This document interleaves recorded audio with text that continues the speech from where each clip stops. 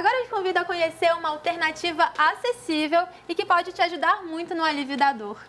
Eu já estou aqui com a Francielda Queiroz. Francielda, seja muito bem-vinda. Eu é que agradeço, é um prazer estar aqui, falar sobre essa opção que são as plantas medicinais e os fitoterápicos. Legal. Gente, a Francielda, ela é psicanalista, farmacêutica, professora de fitoterapia e homeopatia. É muita coisa, né? Francielda, para a gente começar o nosso bate-papo, são palavrinhas novas, um pouquinho difíceis, então eu queria que você falasse para a gente um pouquinho da diferença entre fitoterapia e homeopatia. Ah, sim. A fitoterapia é um sistema de tratamento que vai utilizar as plantas medicinais e os fitoterápicos, não é, como uma forma para vários tipos de condições clínicas, vários tipos de doenças podem ser tratadas com a fitoterapia. E a fitoterapia segue o mesmo sistema que a gente chama de alopatia, ou seja, vai ser contrário a um sintoma. Se eu tenho uma inflamação, eu vou tomar um anti-inflamatório.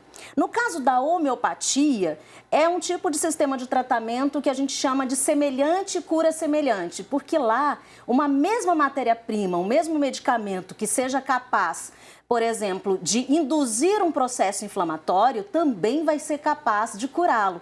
Então tem aqueles glóbulozinhos, né? Alguém já deve ter visto aquelas bolinhas brancas da homeopatia, que são glóbulos de sacarose. A manipulação é totalmente diferente da fitoterapia e as formas farmacêuticas também.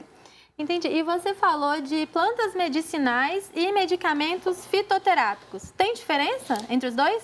Tem diferença. Essas plantas são encontradas, vocês vão encontrar na forma fresca, como a gente tem aqui o capim-cidreira, não é? Que vocês trouxeram. Ou na forma que a gente chama de droga vegetal, que já é a forma seca, que geralmente encontramos nas ervanarias, né? Aquelas lojas que vendem plantas medicinais. Aqui a camomila está seca, está desidratada. Então está na forma de droga vegetal, como a gente fala. E é bem diferente porque com essas plantas é que nós vamos fazer os chás. E o chá extrai os princípios ativos dessas plantas medicinais. Já os fitoterápicos já são os produtos ou industrializados, né, como a gente observa aqui, ou manipulados. São fitoterápicos, então, aqueles que só têm extratos vegetais na sua composição. E nós vamos encontrar, então, aí em drogarias, em farmácias normalmente. E a fitoterapia, ela tem ganhado mais espaço no mercado? Como que está essa questão? Tem ganhado, porque assim, como a gente utiliza, no caso da fitoterapia, plantas medicinais, que são realmente um tratamento mais natural, vamos dizer assim, não isentos de efeitos colaterais e contraindicações, mas com menos efeitos colaterais. Então as pessoas estão buscando uma vida saudável, uma vida em que ela possa utilizar produtos naturais, e então a fitoterapia tem ganhado espaço. Inclusive faz parte do Sistema Único de Saúde desde 2006, assim como a homeopatia e outras práticas integrativas. Você já começou a falar um pouquinho, mas vamos aprofundar um pouquinho mais. Quais são as vantagens da fitoterapia? No caso da fitoterapia, pelo menos principalmente nessa época que a gente vive de estresse e ansiedade, o Brasil tem sido considerado o país mais ansioso do mundo, segundo a Organização Mundial da Saúde. Tem uma vantagem de que, por exemplo, as plantas medicinais são bem acessíveis, qualquer pessoa pode conseguir, às vezes tem no quintal de casa, não é? O capim-cidreira, a melissa, a hortelã. E aí também pode comprar, pode adquirir em diversos locais, né, as plantas medicinais. Então o acesso, eu diria que é a principal vantagem e menos efeitos colaterais. É claro que sempre tem que fazer uso com auxílio de um profissional, porque planta medicinal também pode ter contraindicação, principalmente grávidas, crianças menores de 12 anos. A gente tem que levar em consideração vários fatores, mas tem muitas vantagens porque pode ser utilizada, assim como nas dores de cabeça e enxaqueca, que é o que você já estava falando anteriormente, em outras doenças também. Entendi. E tem alguns sinais de alerta também? Tem as desvantagens, né, no caso? Por exemplo, quando a gente pensa aqui na camomila, uma simples camomila, não deve ser utilizada junto com anticoagulantes, porque a camomila tem substâncias que são anticoagulantes. Então, são coisas que às vezes as pessoas não sabem e pensam assim, é natural, não faz mal, né? Se bem não fizer, mal não faz. Então, são frases que as pessoas falam muito para mim, nas palestras que eu vou, nos lugares que eu vou. Mas a camomila, que é utilizada como calmante, como anti-inflamatória, também deve ser usada com muita cautela, principalmente por grávidas e por quem tem problemas de coagulação. Então, tem vários tipos de dicas que a gente dá também como profissional para que as pessoas também não pensem, é totalmente isento de efeito colateral. Entendi. E falando assim, especificamente dos medicamentos fitoterápicos, né? Quais são os tipos?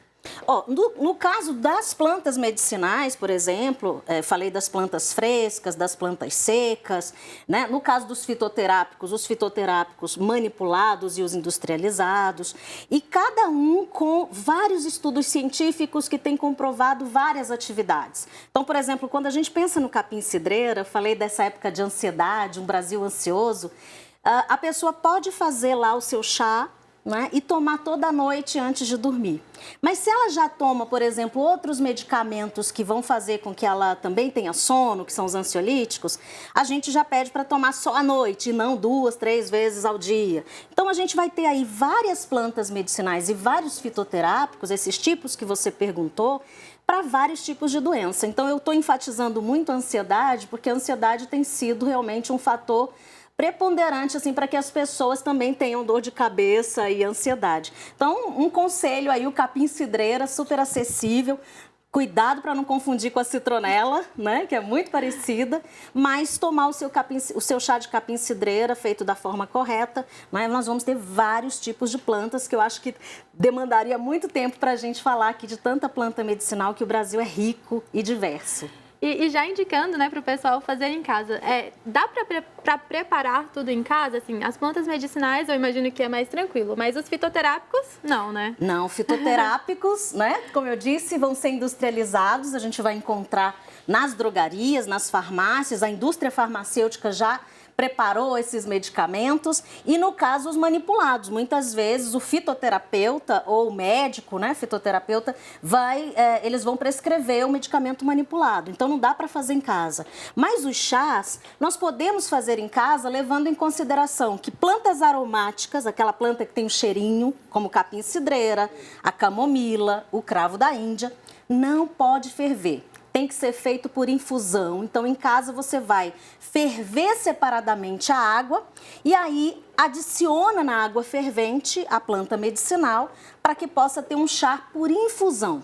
Existem drogas vegetais que a gente vai poder ferver, né? Que são aquelas que não são aromáticas.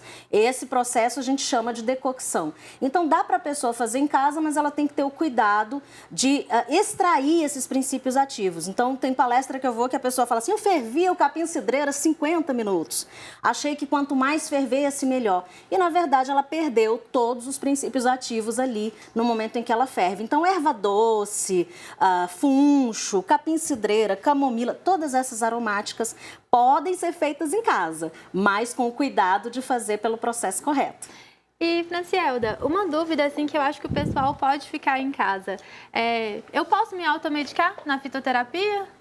Olha, a gente fica com essa cautela, porque como eu falei, não é? Tem vezes a mulher está grávida, ou é um idoso, ou é uma criança. A automedicação sempre é perigosa. Como farmacêutica, a gente sempre fica dando dica onde vai, né? Nas palestras, em todo lugar, na própria faculdade, na escola, né? Eu dou aula lá na Faminas, BH, e os alunos sempre falam isso também. Mas a gente não pode ficar fazendo uso de tal planta e para emagrecer, principalmente, né, que vira um modismo. E eu sempre falo que tem que ter um cuidado, seria interessante ter sempre um profissional habilitado, mas nem sempre isso é possível, mas tem que ter um cuidado de verificar. Tem problema de coagulação, hipertensão arterial, é diabético, então não dá para fazer automedicação e pensar que realmente essas plantas não vão interferir com o medicamento que a pessoa já toma ou dar algum tipo de efeito colateral que ela não esperava. Mas o certo é que a fitoterapia é maravilhosa, ela tem muitos recursos, mas não dá para ficar fazendo automedicação de qualquer forma, com qualquer planta e qualquer fitoterápico.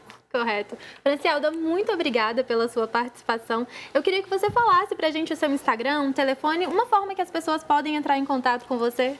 Ah, claro, foi um prazer, né? Eu que agradeço essa oportunidade rica de estar aqui. Desejo muito sucesso nesse programa cada dia. E eu tenho um canal chamado Ver e Voz, né? Franciê Queiroz, está lá no YouTube. Fala sobre emagrecedores, também tem algumas coisas relacionadas à psicanálise, né? A questão de saúde mental também. E falo sobre o uso racional de plantas medicinais. O meu Instagram é @franciê.queiroz. E para me encontrar também pode ligar, pode entrar em contato pelo WhatsApp no 31 992 127 655. Vai ser um prazer se eu puder ajudar.